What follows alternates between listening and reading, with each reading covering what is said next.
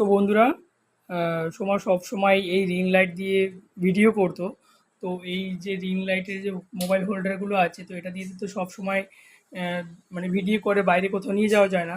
তো আজকে আমি অনলাইন মিশো থেকে একটা mobile holder, only mobile holder order করেছি, যেটা ওই স্ট্যান্ডে লাগিয়ে বাইরে যেখানে সেখানে নিয়ে যেতে পারবে, ওর ভিডিও করতে সুবিধা হবে। তো ওকে আমি এই সারপ্রাইজটা দেবো। তো চলো দেখি ওর কী রিয়াকশান। তো চলো দেখি। সময় তোমার জন্য একটা সারপ্রাইজ আছে। কি সারপ্রাইজ?